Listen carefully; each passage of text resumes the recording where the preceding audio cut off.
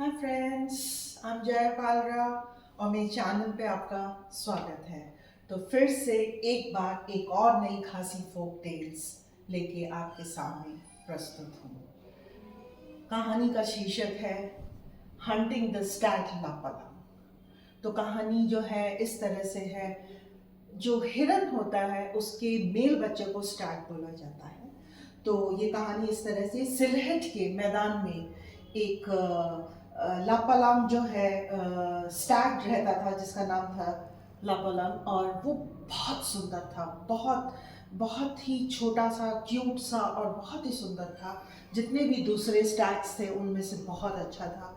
और उसकी मदर जो थी उसको बहुत ज़्यादा केयर करती थी, उसको प्रोटेक्टेड रखती थी कि कोई इसका शिकार ना कर ले, और उसको कहीं जाने नहीं देती थी। और वो भी बहुत ज़्यादा वाइज और नोबल था, अपनी माँ का कहना मानता था, सब कुछ था। अब जैसे जैसे वो धीरे धीरे बड़ा होता चला गया तो अब उसकी भी उत्सुकता जागने लगी। उसको लगा कि यार ये बहुत छोटी सी जगह है जहाँ मैं बंधा रहता हूँ, मेरी माँ इससे बाहर नहीं जाने देती, और उसको बाहर जाने का बहुत मन था। तो उसने अपनी माँ से कहा कि माँ मैं बाहर जाना चाहता हूँ। माँ ने उसको बहुत समझाया कि देखो बाहर बहुत खतरा है, तुम मत जाओ, लेकिन उसने माँ की बात नहीं मानी। अब माँ भी दुखी हो गई, कुछ नहीं कर पाई, और उसने तय किया कि मैं जो है खासी हिल्स पे जाऊंगा। और क्योंकि उसको बगोनिया की लीव्स बहुत अच्छी लगती थी, तो जब वो हिल्स पे गया तो उसको एक खुली हवा, आज़ादी महसूस हुई। वहाँ उसको बगोनिया की लीव्स मिली और घास बहुत ज़्यादा थी, तो वो उस घास को खाता था, बगोनिया की लीव्स को। अब क्या होता था कि जो शिकारी लोग थे वो हर वक्त उसकी उसमें लगे रहते थे, सेंध में, कि कैसे भी ये पकड़ा जाए और हम इसका शिकार करें। तो ये सबको चकमा वकमा दे के निकल जाता था। लेकिन एक दिन ऐसा हुआ कि ये पहाड़ियों से जब ये नीचे की तरफ पहाड़ियों में घूम रहा था, तो कुछ जो शिकारी लड़के थे, खासी लड़के थे, उन्होंने इसको देख लिया।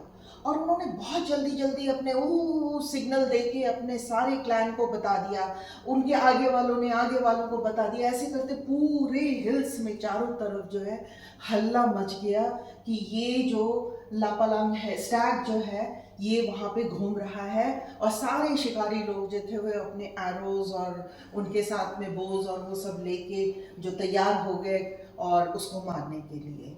और इस वक्त में वो चारों तरफ से उन्होंने उसको घेर लिया।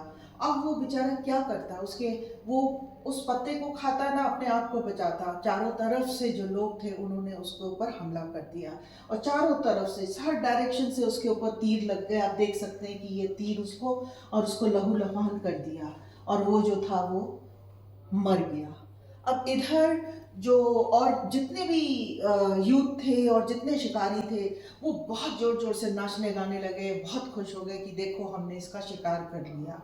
अब इधर जो है ये लोग जोर जोर से चिल्ला रहे थे, तो सिलहट के वहाँ पे मैदानों में जब माँ को बहुत घबराहट सी होने लगी, जब उसने वो आवाज़ें सुनी, उसको लगा कहीं ऐसा तो नहीं है कि ये मेरे बच्चे के साथ कुछ हो गया हो। तो कुछ लोगों ने उसको बताया कि ऐसे ऐसे उसका शिकार हो गया है। तो वो रोती रोती वो खासी हिल्स पे उसने चढ़ाई करी और अपने बच्चे को ढूंढती ढूंढती, उसकी बॉडी को ढूंढती ढूंढती वो बढ़ती रही। और उसका जो रोना था, वो उसके आंखों से जो आंसू गिर रहे थे, और उसकी जो वेल थी, जो एक क्राई थी, वो जिस किसी ने सुनी, वो बच्चे थे वो एकदम दुखी हो गए, औरतें दुखी हो गई, आदमी दुखी हो गए।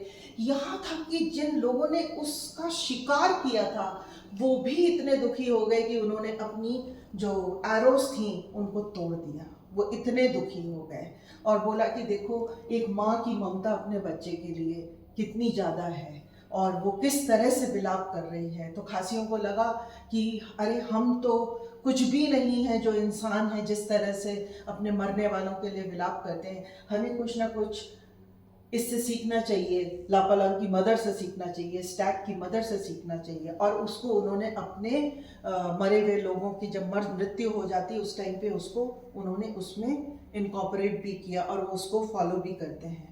कहानी का तथ्य एक ही है दोस्तों, आप देखिए कि जब हम छोटे होते हैं हम माँ बाप की प्रोटेक्शन में चलते हैं और सब कुछ करना चाहते हैं, और जब हम बड़े होते हैं तो हम उनको सुनने को राज़ी नहीं होते। हमें लगता है हमें एक नया रास्ता चाहिए।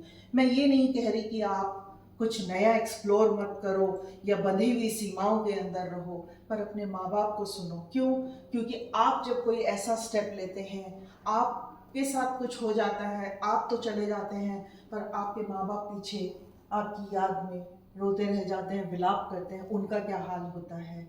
तो हम अपने रास्तों को चुने, पर ऐसे भी नहीं कि हम खतरा देखते हुए भी एक खुले उसमें निकल जाएं कि नहीं जी हम सब चीज़ों का सामना कर सकते हैं।